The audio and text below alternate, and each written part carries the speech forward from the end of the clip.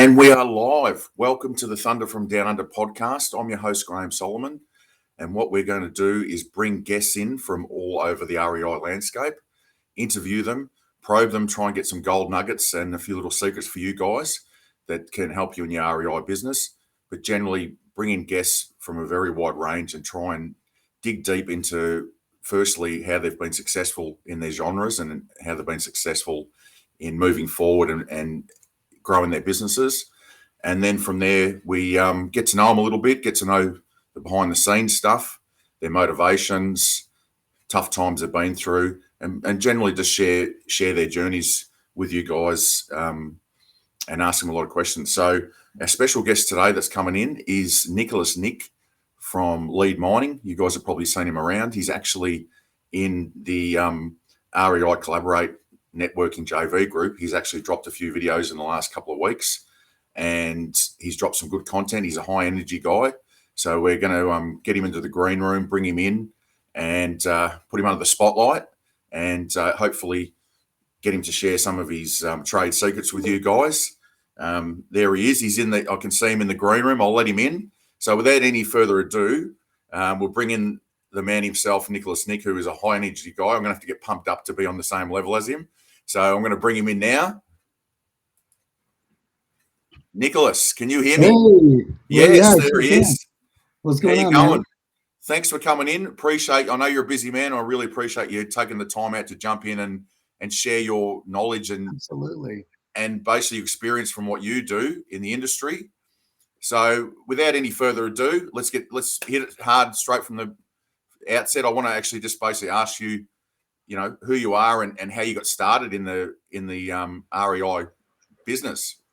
Yeah, absolutely. Well, first of all, thank you so much for having me. I was pumped to be here, Graham. So I totally appreciate that. I feel global now for some reason. You're a global sensation, mate. You're huge. Our number one guest, our first guest on the Thunder from Down Under podcast. So, you're being beamed all over Australia at the moment. So, and the world. I'm global, Mom. I made it, Mom. You made it, yeah. But no, thank you so much. And I'm Nicholas Nick. I'm the founder of LeadMiningPros.com. We're essentially a lead generation service for real estate investors, and what we do is we provide 5 main services. List pulling for only 2 cents per record, skip tracing at 7 cents per record, cold calling Americans or Filipinos, text message.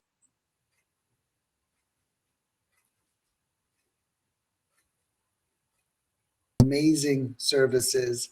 And so we've been very blessed over the years. We're 4 years in, and I couldn't be more thankful for the results. Now, that covers the intro. Now, how did I get started in real estate? I think that was the second part to your question. How did you, when you looked at it and had a vision, where were you in life and where did you want to go? And basically, how did you get started? Yeah, so this is going to be a great journey. So, Graham, I don't think you don't know this yet, but you're about to learn a lot about the guerrilla work I did to get to where I'm at. So I have a very unique path. I kind of did my whole life in reverse. I used to work 70 hours a week as a restaurant manager.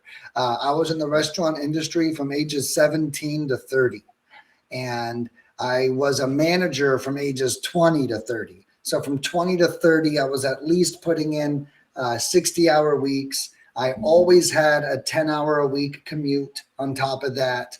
And what I did is, I didn't realize it at the time, but I was like listening to all these books during my commute. And Gary Vee, I wasn't even an entrepreneur back then. I just liked Gary Vee. And back then, and this was a long time ago, entrepreneurship wasn't the common thing that it is today, And so I'm listening to Gary Vee's teaching me so much, but I don't even know what I'm learning because I really don't know what he's saying, right? But I loved it. So I'm listening to these audiobooks. I'm learning all about entrepreneurship, leadership, and as a restaurant manager, I really climbed the ranks in a skillful way, not necessarily financially or anything, but I was definitely known to be the best manager in the company. My employees were the happiest. My numbers were the best. My results seemed the easiest. I was like always the example. And I never made it look like I was working hard in a profession where everybody works too hard.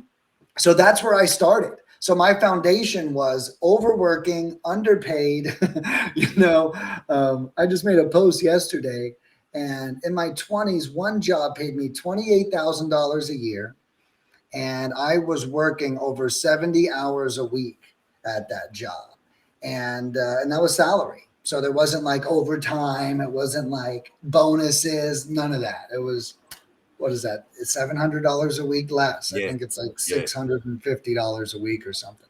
But anyway, so and I share all that to say that my grassroots are bathed in hard work and blood, sweat, and tears.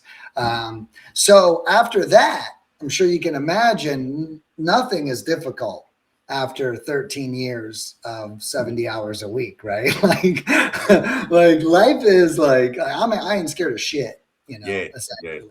Especially nothing that involves some elbow grease. So I end up doing the restaurant management, and I'm dying to get out. I'm like, I don't know. I gotta leave this. I gotta get behind me. And I wake up one day and I'm like, what am I doing? Like, I literally felt like a rat in a cage. I was so great at what I did. Everyone that comes in is happy and they're getting a great experience. And yet I'm not providing myself a great life experience.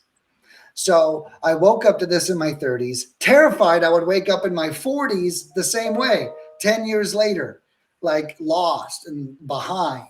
So right away, I decided I was going to quit. Now, I gave myself till the end of the year to quit. Unfortunately, I think I quit like 30 days later. I was a little too late. So I walk out on my career, my restaurant career. They end up doing something that was disrespectful. It's not a very big deal now, but in the moment, they ended up scheduling me 90 hours a week for 6 weeks straight. And I protested. I said, guys, I'm not going to do that. That's crazy. I've been here for 4 years. I'm not going to work like this anymore. I refuse to work like this anymore. And we were having like opposite epiphanies. I was deciding I want to work less, and they were deciding they need me to work more. And I went to them and I was like, guys, I'm not going to do this.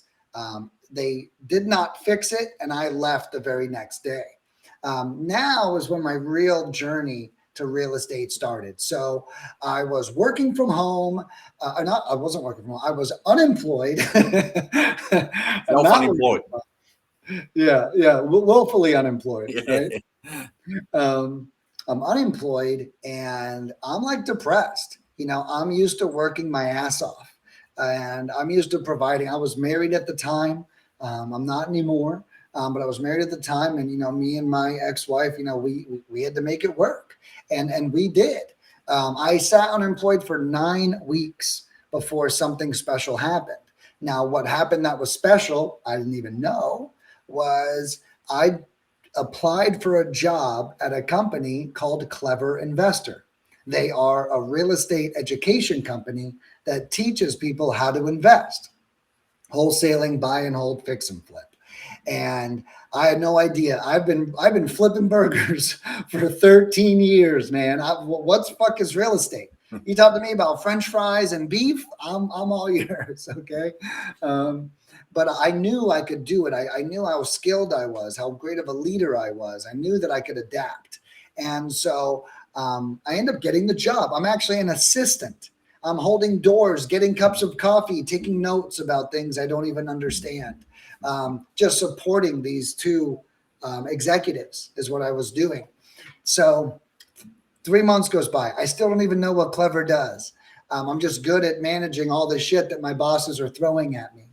And I come to find out that we're actually selling mentorship. They were selling someone else's brain to somebody else to shortcut their problems. that was like crazy to me. I was like, what? Like we can sell someone else's experience to somebody? Like that's wild. And make money and make money. Yeah, a lot of money. Exactly. Yeah. And so it was really unique. So then I realized we were doing real estate and coaching and investing and all this stuff. And so once I realized that, I was able to get more control. I catch 3 promotions in my first 9 months of working there. I started off as an assistant. I am the office manager. Then I am the actual manager, and then I become the executive, and I end up overseeing the entire department underneath me, which was student services. This was people who paid us to invest in real estate. Once you paid that company, you became in my world. Now I need to make sure you're happy, and I need to make sure you're taken care of. Okay. And there's no one better to take care of you than, Papa Nick over here. I actually care. I just went from selling $9 hamburgers to $30,000 education courses, right? So imagine how serious I took that experience. I took it very serious when someone came in. So anyways, this is my first touch with real estate. I'm an executive and I'm in the perfect spot. I am not involved with teaching anyone. I'm involved with making sure people get taught, right? Those are 2 different things. I didn't need experience in real estate to make sure that my team was effective at their job. I had to make sure they followed a system, that they did what they were supposed to do. They showed up. They made sure the customer was happy, that those emotional things. And that's what I was great at, So that was my first thing. I held that position for 3 years, and the company just massively benefited from it. Their retention rate dropped, their performance increased, and most importantly, I made a lot of great connections. So now I'm in that career, and things start to realize my time's running out. Okay. It's probably the best way to word it. That it was actually a stepping stone. Did you realize you had that feeling it was a stepping stone to something bigger, or yeah, started running out with the company? Well, so I ended up turning it into a stepping stone, right? Yep. At the time, I still did not want to be an entrepreneur. Yeah. I've been an employee for like 15 years at this time, and I'm a damn good employee. And I, at this time, still wasn't even ready to be an entrepreneur. But the facts were the facts, right? And the facts were, when I was a cook, I wanted to be a restaurant manager. When I was a restaurant manager, I wanted to be an area director. When I was an area director, I wanted to be an executive. Now I'm an executive, and it's still not working. So it became a stepping stone by default. So that's actually a great question. I kept accomplishing my goals, except it wasn't solving my fucking problems. You had a deeper drive. You had something inside of you still burning.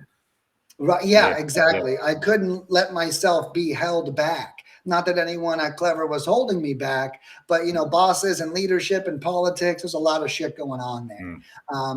And so I didn't realize at the time, but I was, like you said, understanding that, wow, this is a stepping stone, and I ended up, one of the things I did at Clever is we threw a live event that taught people how to pursue leads. In the beginning, we used direct mail. It was very expensive for people who attended.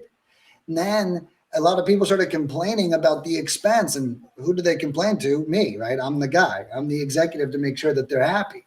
And so then I took those complaints and I figured out that cold calling was free, right?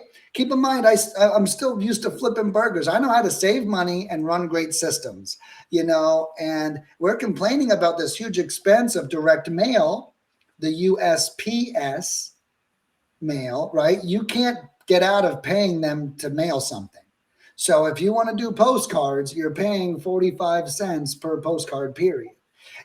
Cold calling, this little guy right here, it's free. So we called all these students in. We taught them how to pull a list, skip trace it, cold call it. And I probably threw like 15 of these events. I ended up working closely with Dean Graziosi, and I threw some of these events for him. I actually taught him how to throw these events. Actually, I'll just cut in there. That's how I got started all the way from Australia. Was Dean Graziosi? How's that? What? Yep. Wow. Dean Graziosi. I didn't actually end up doing any of his stuff, but I come across him and Tony Robbins with this particular group that they were doing, KBB. Yeah. And then I stumbled over one of his videos of this thing called wholesaling. I'm like, what is this? So I just, I know what you're saying. Like he was pretty. He's a big deal. Industry back then, wasn't he? Like really bring it out in the mainstream. He was huge. Huge, and, And I was so lucky to be there. And, and thanks to my relationship with Clever, they introduced me to Dean. And I'm literally out of the restaurant industry for 1 year at this point, and I'm working with Dean Graziosi. Wow. Right. And I was like, so guys, like whoever's watching this, I saw someone say that the military service was their stepping stone. Just keep in mind that what we're experiencing, it's a part of catapulting us. We can get caught in the trap of guilt tripping us because we feel behind or we should be successful by now. But the truth is you're in a great spot, and it's up to you to learn everything that you can while you can learn from somebody else. When you're an entrepreneur, every mistake hurts really fucking bad because it's only your mistake. When you work for a corporation, make the fucking mistakes because now you can afford to. And then when you grow or you move on from that, you're going to have way more experience. And that was something I did really well, Grant. I mean, Graham, no one's better at making mistakes than I am. And we'll just park it there for a sec because I want to continue on from where you met Dean, and obviously like great mentor and all the rest of it. But I just want to go back because you started off about you're working 80 hours a week. You grinded and developed a work ethic before you even got into real estate. Right. That's what you were good at. You did 80 hours a week. You made sure that people's experiences were good. And you talk about Gary Vee. That's what he talks about, isn't it? Stop. You've got to do the hard work before you get to the level where these opportunities are going to come to you. So you already established a work ethic. And then, you said the next stepping stone was you got into the first company. And that, you already had that work ethic. So that you brought it across into the industry, didn't you? From, like you said, flipping burgers, but you had the same work ethic developed. You brought that in. And obviously when people, Dean Graziosi, they see someone like you, they go, oh, this guy's got a bit of something about him. So then you start rubbing shoulders with people and they take you under their wing. So there's some key points there. Like, a friend of mine's right into Gary Vee, and Gary Vee's basically says that you got to earn your stripes. You got to get out there for 2 years and grind and do the hard work. You can't expect it to come from day one. So you've without even probing, you've already dropped a couple of big nuggets there because they're key points. You know what I mean? That's the reality of any business: is get out there and work hard and develop your work ethic, develop your skills. So so you've met, you're with Dean Graziosi. Did you understand how sort of big he was in the industry and all that at the time? At the time, this was a huge deal, right? So this was a relationship between him and Clever, and I could tell that Clever was like, we got to do this right. This is a huge deal. Like Dean's business was doing $100 million a year in sales at the time. And he had like 4 employees. So when they unleashed me to him, it was a huge deal. And I felt honored, but also because I didn't really know who these people were too much, I wasn't that nervous. I'm like, I know what to do. Like I wasn't starstruck at the time, if that makes sense, because I haven't been in that industry my whole life. If I had, I'd probably be more nervous and stuff. But you're exactly right about, developing, the work ethic. One thing that I used to say was, if you are not the best employee, you are not ready to be a good entrepreneur. Yeah. And it's like a lot of people think they can be this really shitty employee and then wake up one day and be the greatest CEO in the world. Okay. I got bad news for you. Yeah. It's not going to happen. So if Yeah. anyone's out there slacking, or if anyone's out there not doing everything they're supposed to be doing, you got to fix that shit before you level up. And that was the kind of stuff that I did. You know, Graham, over the years, you don't think that when something knocks over that I don't want to pick it up, you know? Something falls over, you know, in the restaurant industry, this is kind of gross, but it's true. In the restaurant industry, people do poop on the floor. It happens. It happens. You know, you spend 13 years running restaurants. I've encountered poop on the floor probably 5 times, you know? And when those things happen, I never gave that task away. You know, I always took care of it myself. You know, I figured I was the highest paid person in the building. I figured if anyone's paid to take care of this, it's me. And I could have just as easily grabbed the lowest paid person in the building and said, hey, go pick that up, you know? But So you lead by example. You lead your Right. team by example. So Yeah. you're saying, we're going into battle, follow me, and they'll follow you because they know that you're going to do the hard yards with them. You're not going to run. You're going to be head first. So Right. that's your style of management, isn't it? Is of leadership is, I'm not going to ask you to do anything that I won't do. Exactly. So let's all do it, and let's do it together and do it well. So yeah, that's your particular style, and not everyone's like that, but you know, like I'm similar. I can hear you loud and clear. So Right. you know, that's great for someone coming behind you to see you out there cleaning the poop up off the floor. That's pretty. You know, that's like, well, this guy gets down and he's part of. You know, he's the leader, but he's part of the team. He's not scared. Yeah, he's not scared to get his hands dirty. So you get to there. You like you said, you're sort of climbing the ladder, but you're still sort of like you said, you're not.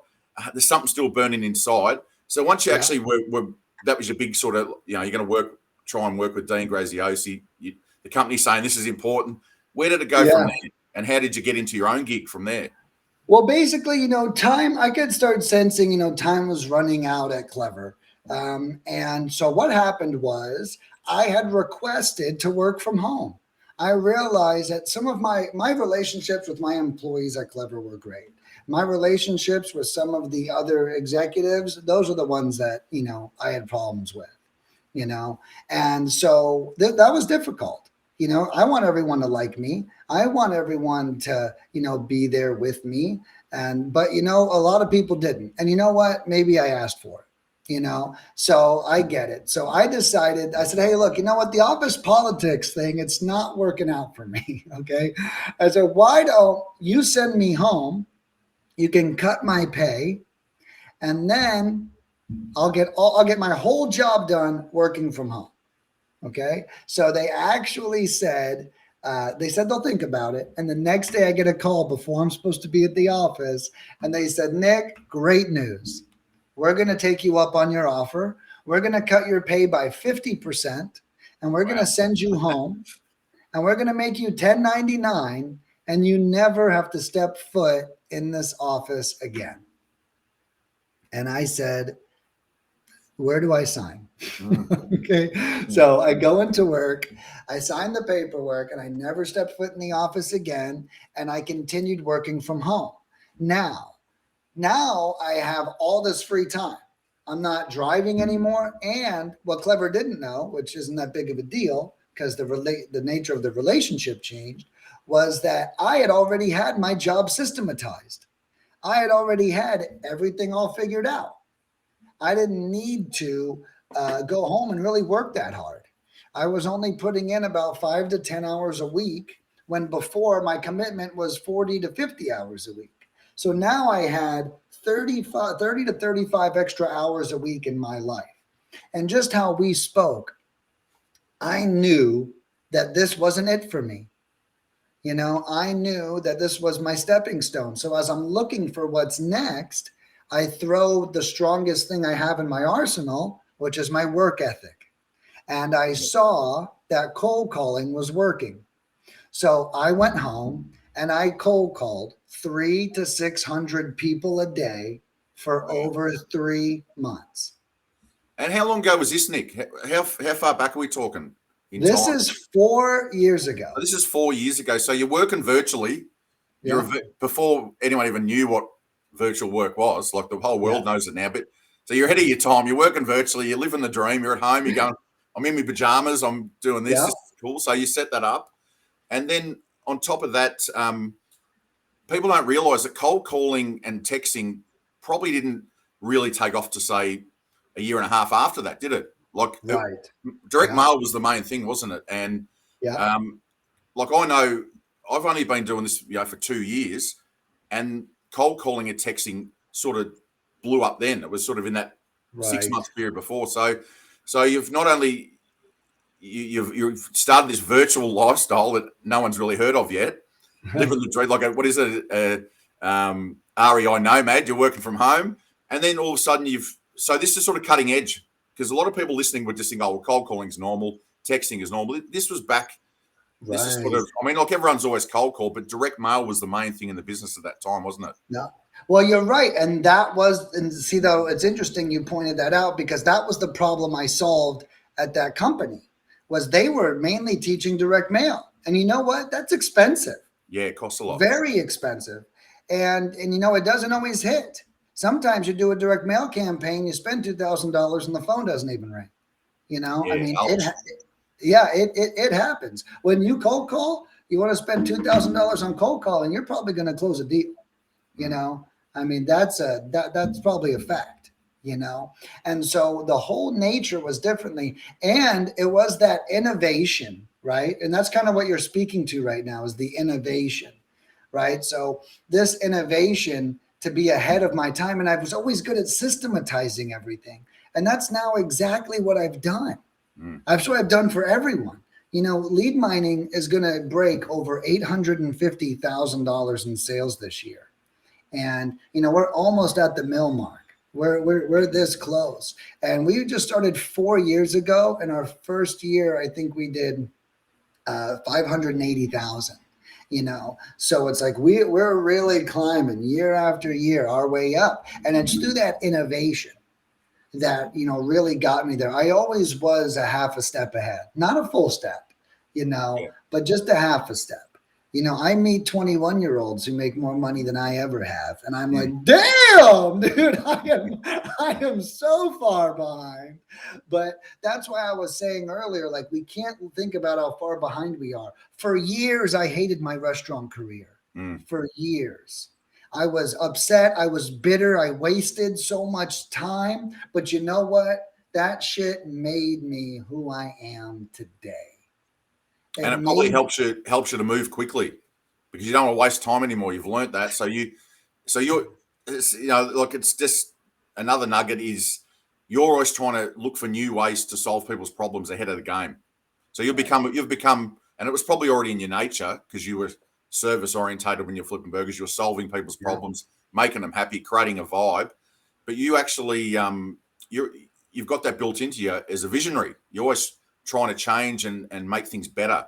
So that's a part of your business now, is you're always trying to get in front of the game, and so that's another quality that you've developed from flipping burgers in the restaurant business to now into your business. So there's another nugget for people, is always try and solve people's problems and be ahead of the game. So cool. So now you're at home, and this is where you got into what you're doing now. You developed that while you had the extra time. Yeah. And, look, how did you know what you're doing when you started, or you just thought, oh, well, I'll just start cold call? And did you sort of have a plan, or you just sort of learned as you went for the first? So I actually had a business partner when I first started, and my business partner was my best friend. I met him through Clever, and he was a Wall Street stockbroker for 12 years. So I basically had my Mr. Miyagi. Yep. And, he was amazing.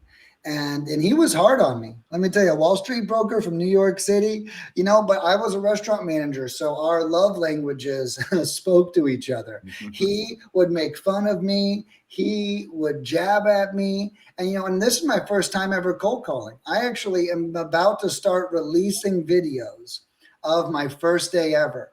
So here's another secret I did, Graham, that I think really catapulted my skill set. Was I recorded everything. So I used to log into Zoom and meet with my partner, and then I would hit the record button and make the cold calls on speakerphone.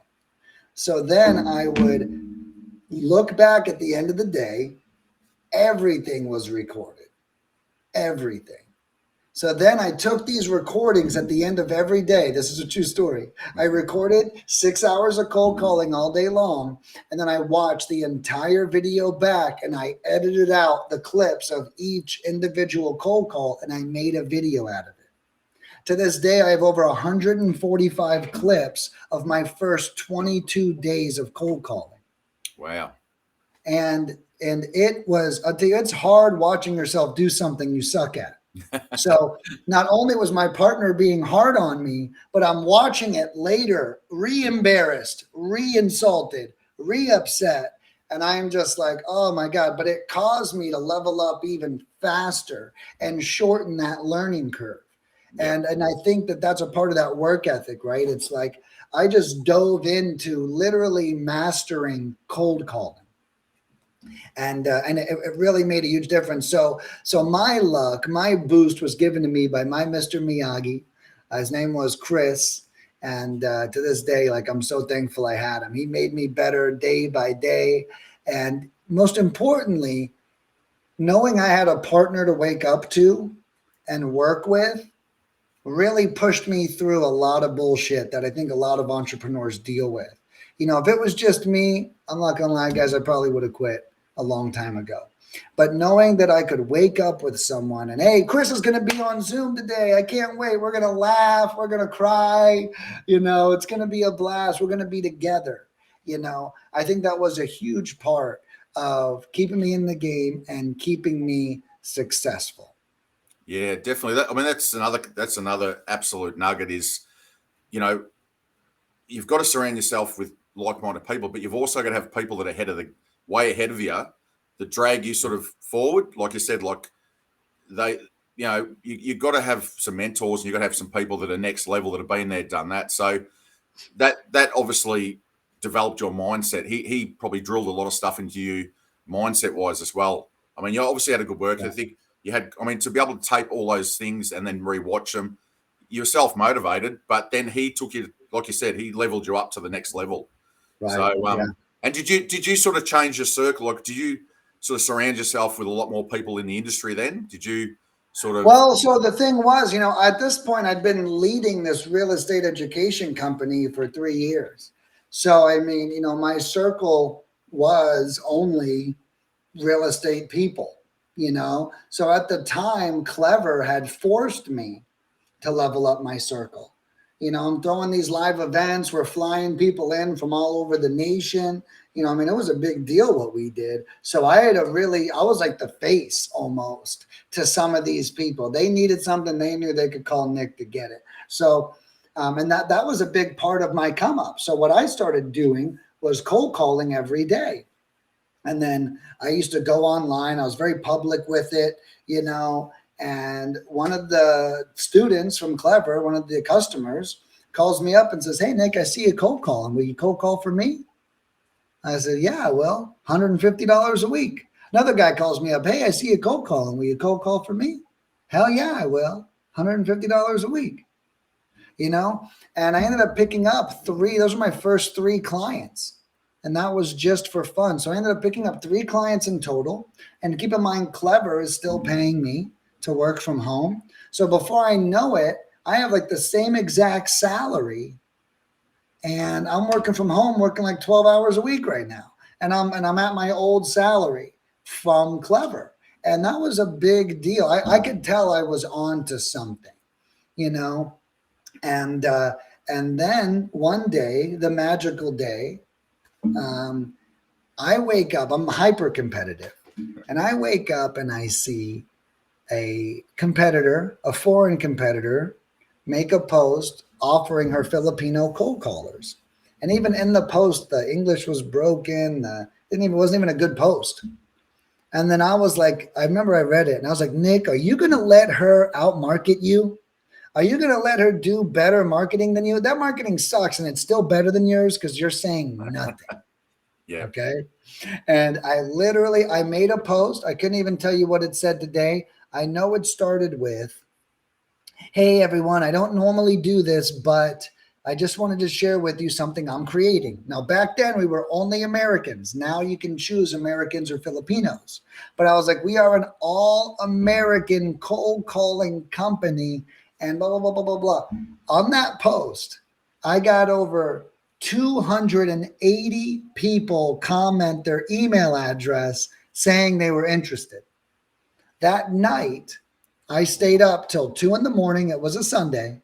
I stayed up till 2 in the morning on Sunday and I emailed every freaking person directly. The next morning, this post literally went viral. The next morning, the post was deleted from the Facebook group because it was in a Facebook group, and my post, which I didn't know, was breaking the rules of self-promotion. Yeah.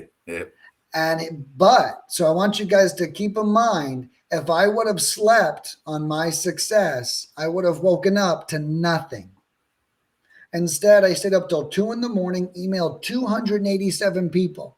And when I found out the post was deleted, I didn't give a shit because I emailed everybody. I had everything. And then that next day, I signed up 20 clients to a business that wasn't even figured out yet.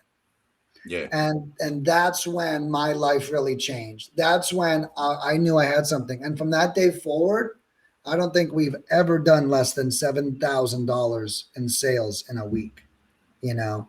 And recently we're closer to like 15 to 20.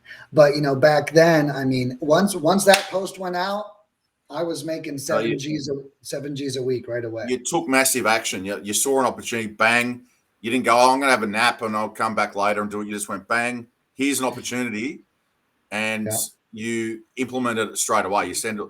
Yeah, because that's really interesting you say that because, yeah, if you had to wait until the next day, opportunity gone. You wouldn't have, they would have wiped it. So, yeah, now I want to ask you, because I could talk to you for the next 4 hours. I could listen to you for 4 hours, Nick, but I wanted, like, for the people that are listening, you know, with what you do, like you're a specialist in your particular field, what's some sort of gold nuggets for them? Like, do you just say it's just hard work and practice, like get on the phone, cold call, or do you say you've got to have systems in place? You've got to, you know, like you've set systems up. Is it easier to probably go to someone like you to get set up and be structured rather than just trying to do it yourself out of your, you know what I mean? Like, you know, people starting off now, you know, what's the best way for them to sort of take off in the things that you do, list pulling, lead mining, cold calling? What's your advice to them? So I love that question. And basically the way it works is for list pulling and skip tracing, I would really just use our services. We are some of the cheapest out there, no doubt about it, especially combined. For the list and the skip tracing, it's only 9 cents. Some people charge more than that for just skip tracing. So I would definitely focus on that.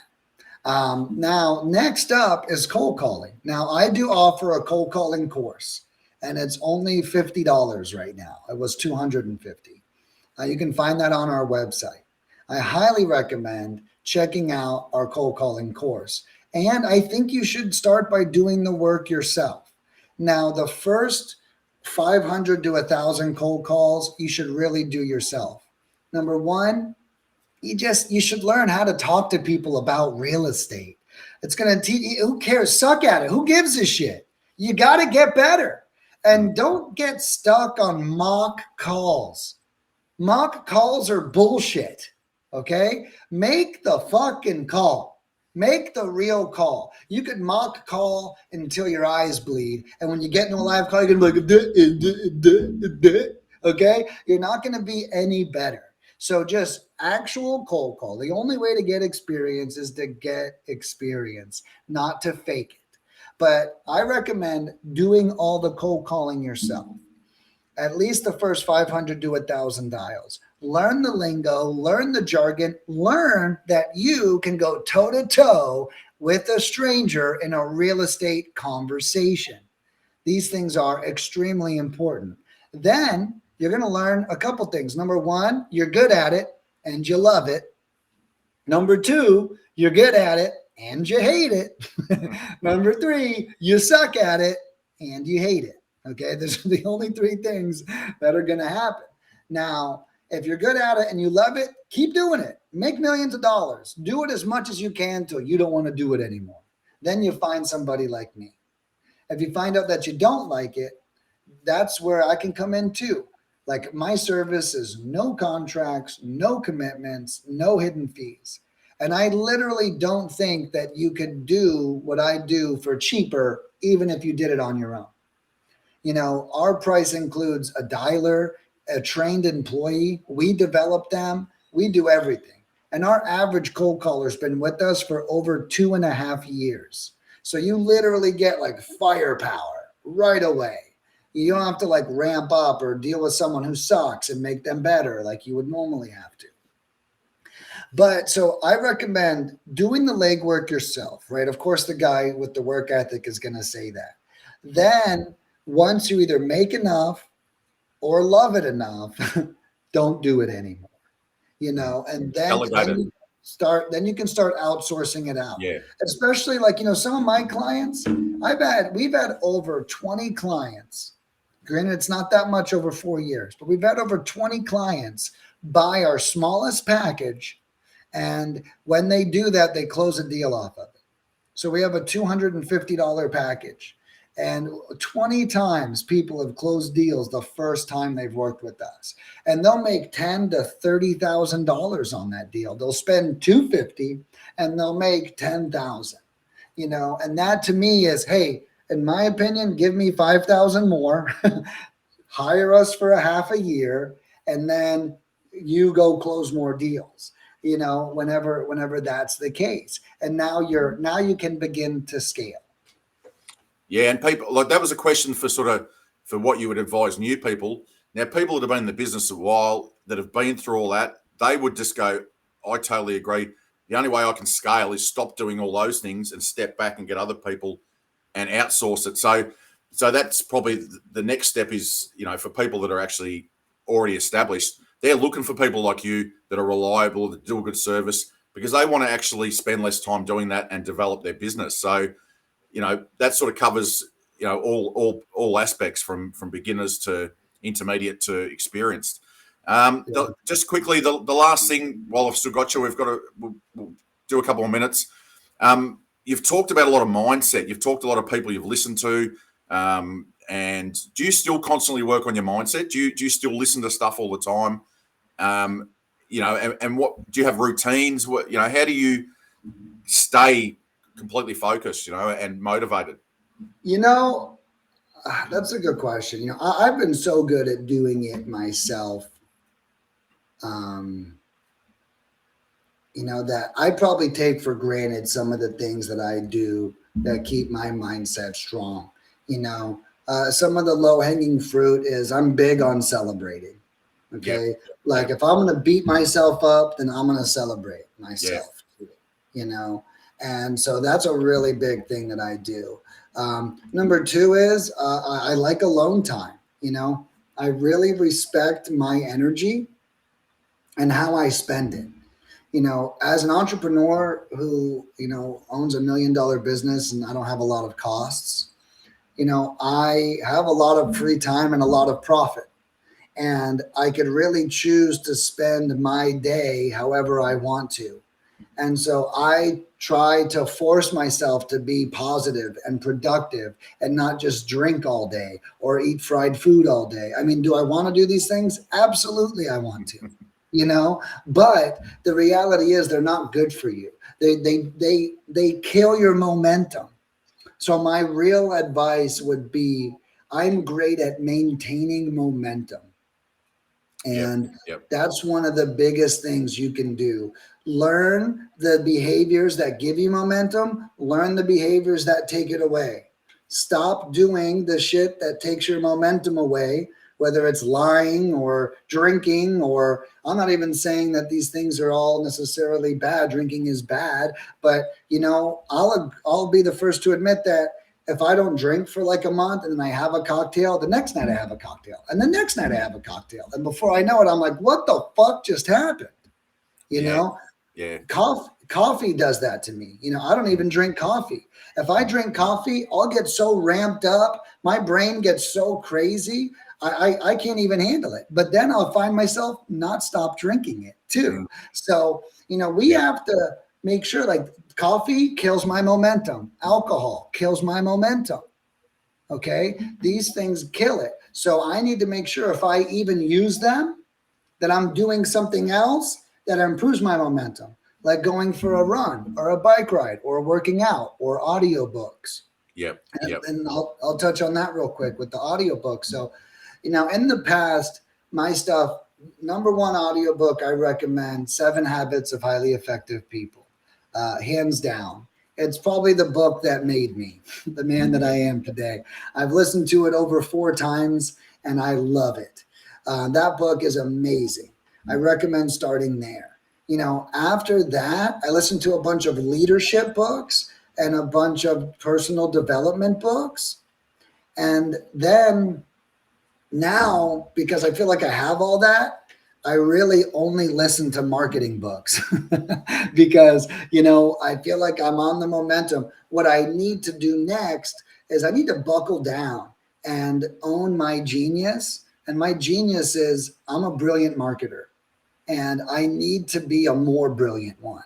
So what I'm trying to do right now with my life, my mindset's good, my bank account's good, my exercise is good. Now it's time for me to take my business from $800,000 to $3 million. And I own that I'm the guy. I'm not going to hire someone else to run my Facebook ads. I'm not going to hire someone else to write my email copy. I'm too good at it. And it's too expensive to hire someone else anyways. So I need to figure this out for myself. And so that's my next phase, is taking the next skill I need to master and mastering it. And for me right now, that's marketing. But the unique thing about pursuing marketing is you're kind of learning marketing is also learning about the world. Everything is marketing. Every ad we see is selling us. And what learning marketing does is it's kind of also focusing on personal development at the same time, because you're learning how other people are developed by your message. Actually, a Dean Graziosi quote, you'll remember this one probably. If you're not selling, you're being sold to. Life is just in relationships, everything. If you're not projecting, you know, yourself, you're being projected on. So that's because he's a marketing genius, isn't he? That's his strength. You know, he's a marketing genius. Yeah, and you know, you're exactly right. You know, if you're, and you know what, and I love being a customer. You know, that being said, like Facebook and their ads, I love Facebook ads. I buy so much shit off Facebook ads, and a lot of people complain about it, but you know, I love it. And, you know, and it's like, I love selling. I love being sold. And, you know, it's just about like knowing when it's happening and knowing that we are in control, you know, and if you like being sold, you may actually like selling even more, because I love buying shit. You know, there's nothing more fun than that. I just want to, I'm just going to ask you now, we're just going to wrap up. I'm just going to ask you about, you know, how people contact you and all that. But just before that, there's one thing that really sticks out to me. And this is because I'm an international with an accent. One of the things that I found early days was I did me cold calling. I was terrible at it. And I cut my teeth doing my own calling. Then I actually put someone across, and, you know, it was the Filipino cold caller. And they'd been trained, you know, in a little pod. And she was very good. But what I noticed is, you know, especially back then, this is 2 years ago, is it was a very negative to be hit with someone with an accent who cold called you, then to be passed on to the next guy that's got an Australian. People started to go scam. Like I was getting, are you a scam? Like why, you know? And what you offer is you offer US callers as well, which is a real niche because the same accents. You know what I mean? It's like, you know, and like you said, a lot of the Filipino callers have got really good accents and have really learned. You know, you couldn't pick it, but culturally, your US callers know the culture. It's taken me 2 years to fully get around all the American culture, being in groups, being immersed with people from the US. So that's a very important thing. If you've got people that know cultural things, like even if they're in a certain state, they know who the football teams are in the state. They know the baseball teams. They know they can make conversation. So I think it's a key point with your business where you've got not just, the Filipino callers, but you've got the US callers. So where were you 12 months ago, Nick? Where were you? I needed you. You'd be surprised how many people say that. I just got off a call this morning, and the guy was like, "This is exactly what we've been looking for. I can't believe I just found you." And that's the beauty of what I've created. And the even more unique, Graham, that I didn't realize was I'm really the only one out there of my kind. You might find a big service like Lead Sherpa, but that's like $500 a month. And that's before you even send a text message. You might find a virtual assistant company, but you have to hire that person, train them, and do all this other stuff. And, with us, we're only real estate.